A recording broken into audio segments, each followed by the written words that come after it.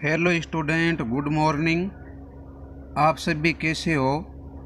आशा करता हूँ कि आप सभी अच्छे होंगे। श्री करणी विद्या मंदिर उच्च माध्यमिक विद्यालय पोखरण के डिस्टेंस लर्निंग प्रोग्राम में आप सभी का स्वागत है। So welcome back to our first chapter. हमने फर्स्ट चैप्टर के फर्स्ट लेक्चर में मुख्य रूप से फसल के प्रकार, कृषि की प्रमुख पद्धतियों में हमने पहला चरण मुख्य रूप से मिट्टी तैयार करना पड़ा था। आज हम दूसरा चरण स्टार्ट करेंगे जिसका नाम है बुआई करना। तो देखिए, बुआई फसल उत्पादन का सबसे महत्वपूर्ण चरण माना जाता है। बोने से पहले किसान अच्छी गुणवत्ता वाले साफ एवं स्वस्थ बीजों का चयन करते हैं। किसान अधिक उपज देने वाले बीजों को प्राथमिकता देता है। तो प्यारे बच्चों, हम क्या करते हैं कि फसल उत्पादन का जो पहला चरण माना जाता है उसका नाम है बुआई। खेत को बोने से पहले किसान मुख्य रूप से उच्च क्वालिटी वाले बीज जैसे साफ है, स्वस्थ है इत्यादि का वो चयन करता है। किसान मुख्य रूप से अपने खेतों में उसी बीज को बोता है जो अत्यधिक मात्रा में अच्छे होते हैं। देखिए, बीजों का चयन, किसान किस प्रकार के बीजों का चयन करता है। वो जो कह रही है कि एक दिन मैंने अपनी माँ को देखा कि माँ चने के कुछ बीज एक बर्तन में रखकर उसमें कुछ पानी डाल रही है।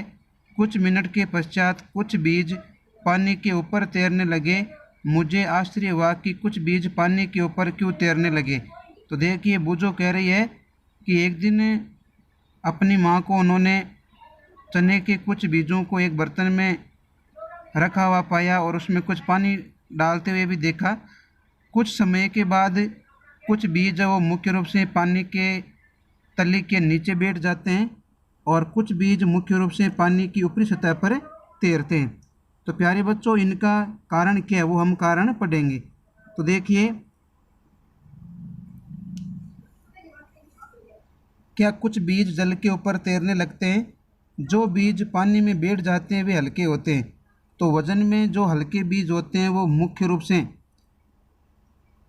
पानी में बैठ जाते हैं और जो भारी होते हैं वो मुख्य रूप से तैरते नहीं है, अर्थात वो पानी में डूब जाते हैं। जो शक्तिग्रस्त बीज खोखले हो जाते हैं, इसी कारण हल्के होते हैं। जो बीज खोखले होते हैं, कीड़ों के द्वारा काटे जाते हैं, वो मुख्य रूप से खोखले होते हैं और हल्के बीज मुख्य रूप से पानी की ऊपरी वाली सतह पर तैरने लगते हैं। अच्छे और स्वस्थ बीजों को शक्तिग्रस्त बीजों से अलग करने का यह एक अच्छी विधि है। तो प्यारे बच्चों, अच्छे और उत्तम क्वालिटी के बीजों की पहचान की एक ये अलग विधि है। इसमें जो हल्के बीज होते हैं वो मुख्य रूप से पानी की ऊपरी सतह पर तैरते हैं और जो भारी और स्वस्थ बीज होते हैं वो मुख्य रूप से पानी की तली के नीचे बैठ जाते हैं।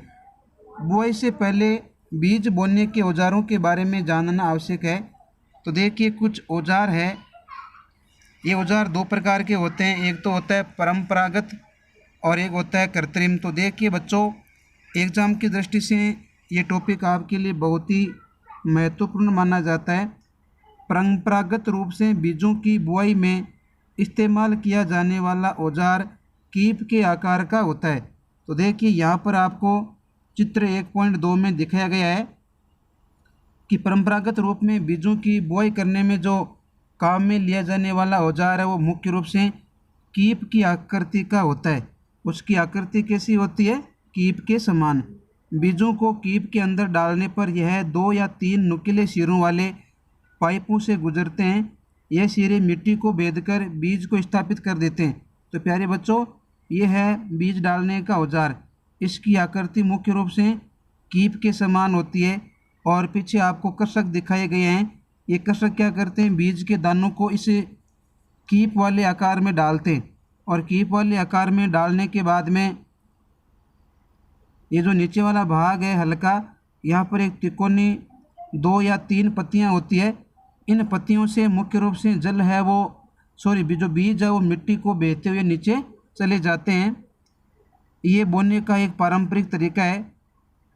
पौधों को सूर्य का प्रकाश, पोषक एवं जल पर्याप्त मात्रा में प्राप्त होता है। अधिक घनेपन को रोकने के लिए कुछ पौधों को निकालकर हटा दिया जाता है। तो प्यारे बच्चों, जो पौधे होते हैं उनको सूर्य का प्रकाश है, पोषक तत्व होते हैं, वाटर है, वो पर्याप्त मात्रा में मिलता रहता है। अधिक घनेपन को रोकने के लिए कुछ जो बीज होते हैं उनको हटा दिया जाता है। अब देखिए, तीसरा हमारा चरण है जिसका नाम है खाद एवं उर्वरक डालना। ये एग्ज़ाम की दृष्टि से मोस्ट है, आप इन्हें नोट करेंगे। ऐसे पदार्थ जिन्हें मिट्टी में पोषक स्तर बनाए रखने के लिए मिलाया जाता है उन्हें हम खाद या उर्वरक कहते हैं। तो बच्चों, आप सभी जानते हैं कि हमारे जो माता पिता है उनको काम करते हुए तो आपने देखा होगा, वो अपने खेत की उर्वर क्षमता बढ़ाने के लिए मुख्य रूप से खाद एवं अनेक प्रकार के उर्वरकों का इस्तेमाल करता है। तो देखिए, वो जो कह रहा है कि मैंने एक खेत में उगने वाली स्वस्थ फसल पौधों को देखा, जबकि पास के खेत में पौधे कमज़ोर थे। कुछ पौधे अन्य पौधों की तुलना में ज़्यादा अच्छी तरह से क्यों उगते हैं? तो देखिए, ये कह रहा है कि मैंने अपने पड़ोसी के खेत में फसल देखी, कुछ फसल तो बहुत ही अच्छी थी और कुछ पौधे मुख्य रूप से कमज़ोर थे। तो देखिए, मिट्टी फसल को खनिज पदार्थ प्रदान करती है। जो मिट्टी होती है उसमें अनेक प्रकार के बैक्टीरिया वगैरह होते हैं, वो क्या करते हैं, पौधों को आवश्यक खाद उपलब्ध करवाते हैं। कुछ क्षेत्रों में किसान खेत में एक के बाद दूसरी फसल उगाता रहता है। आपको ध्यान है कि किसान अपने खेतों में बारी बारी से अलग अलग ऋतुओं के अनुसार फसल को उगाता है। खेत कभी भी खाली नहीं छोड़े जाते हैं। कल्पना कीजिए कि पोषकों का क्या होता है। यदि लगातार हम फसल बोएंगे तो प्यारे बच्चों, खेती की जो उर्वर क्षमता है वो मुख्य रूप से कम हो जाएगी, मिट्टी अम्लीय हो जाएगी। मिट्टी कैसी हो जाएगी? अम्लीय। मिट्टी में जो पोषक पदार्थ होंगे, हुमस की जो मात्रा होगी, वो लगातार बोने से क्या हो जाएगी? कम हो जाएगी। फसलों के लगातार उगाने से मिट्टी में कुछ पोषकों की कमी हो जाती है। इस क्षति को पूरा करने हेतु किसान खेत में खाद देते हैं। तो फसल को यदि हम लगातार बोएंगे खेतों में तो मिट्टी की जो उपजाऊपन क्षमता है वो क्या हो जाएगी? कम हो जाएगी। और उस कमी को पूरा करने के लिए किसान खेतों में खाद देता है। यह प्रक्रम खाद देना कहलाता है। अपर्याप्त खाद देने से पौधे कमज़ोर हो जाते हैं। तो हम यदि फसलों में खाद नहीं देंगे तो खेत में उगने वाली जो फसल है वो मुख्य रूप से कमज़ोर हो जाएगी। खाद एक कार्बनिक जैविक पदार्थ है, क्योंकि खाद एक क्या माना जाता है? कार्बनिक पदार्थ। कार्बनिक पदार्थ का मतलब होता है जीव जंतु या पेड़ पौधों के अपशिष्ट से होने वाली खाद। किसान पादप एवं जंतु अपशिष्टों को एक गड्ढे में डालते जाते हैं। किसान क्या करते हैं? मृत पेड़ पौधे हैं, जीव जंतुओं का जो मलमूत्र है उनको एक गड्ढे में डालता है तथा इसका अपघटन होने के लिए खुले में छोड़ देते हैं। अपघटन कुछ सूक्ष्म जीवों द्वारा होता है। देखिए, अपघटन की क्रिया वो मुख्य रूप से विशेष प्रकार के जीवों के द्वारा होता है। अपघटित पदार्थ खाद के रूप में उपयोग किया जाता है। आप कक्षा 6 में वर्मी कंपोस्टिंग अथवा केंचुए द्वारा खाद तैयार करने के विषय में पढ़ चुके हैं। तो देखिए, कक्षा 6 में आपने पढ़ा था कि जो केंचुआ है वो मुख्य रूप से पशुओं का मलमूत्र है, मिट्टी है इत्यादि को क्या करता है? खाता है और उनको मुख्य रूप से खाद के रूप में कन्वर्ट करता है। अगला है, देखिए आगे अपन बात करेंगे।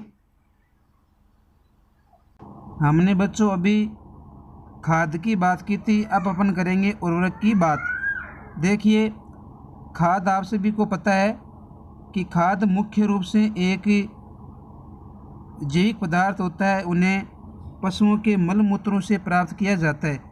खाद एक कार्बनिक पदार्थ है, लेकिन उर्वरक एक रासायनिक पदार्थ है जो विशेष पोषकों से समृद्ध होते हैं। वे खाद से कैसे भिन्न हैं? तो बच्चों, जो उर्वरक होती है वो खाद से अलग होती है। उर्वरक को मुख्य रूप से फैक्ट्रियों में बनाया जाता है। उर्वरक के कुछ उदाहरण है यूरिया। यूरिया का सूत्र होता है NH2CONH2। बच्चों, यूरिया का सूत्र क्या होता है? NH2CONH2। Ammonium sulphate NH4 SO4, देखिए अमोनियम सल्फेट है NH4SO4, super phosphate potash N का मतलब होता है नाइट्रोजन, P का मतलब फास्फोरस, K का मतलब है पोटेशियम। तो नाइट्रोजन, फास्फोरस और पोटेशियम की मात्रा उर्वरक में ज़्यादा होती है। इनके उपयोग से किसानों को गेहूँ, धान तथा मक्का जैसी फसलों की अच्छी उपज प्राप्त करने में सहायता मिलती है। यदि उर्वरक का हम ज़्यादा मात्रा में इस्तेमाल करेंगे तो खेत में जो हमारी फसल उगी हुई है उसमें वृद्धि हो जाएगी, परंतु उर्वरकों के अत्यधिक उपयोग से मिट्टी की उर्वरता में कमी आई है। यह जल प्रदूषण का स्रोत बन गए। तो ज़्यादा मात्रा में यदि हम नाइट्रोजन है, फास्फोरस है, पोटेशियम है, यूरिया है, इनका लगातार इस्तेमाल करेंगे तो फसल की मात्रा तो बढ़ जाएगी, लेकिन उनकी जो क्वालिटी है वो क्या हो जाएगी बच्चों, कम हो जाएगी। और इनका यदि लगातार मात्रा में हम इस्तेमाल करेंगे तो मिट्टी की जो उर्वर क्षमता है वो मुख्य रूप से कम हो जाएगी, और ज़्यादा मात्रा में इनका छिड़काव करेंगे तो जल प्रदूषण का भी एक प्रमुख प्रकार का ये स्रोत भी बनता है। अतः मिट्टी की उर्वरता बनाए रखने के लिए हमें उर्वरकों के स्थान पर जैविक खाद का उपयोग करना चाहिए। तो देखिए, यदि हमें मिट्टी को खराब होने से रोकना है तो हमें क्या करना है, उर्वरकों का इस्तेमाल कम करना पड़ेगा और उनके स्थान पर मुख्य रूप से पशुओं की खाद जैसे मलमूत्र इत्यादि डालना पड़ेगा। हमें दो फसलों के बीच में खेत को कुछ समय के लिए बिना कुछ उगाए छोड़ देना चाहिए। तो देखिए, हमें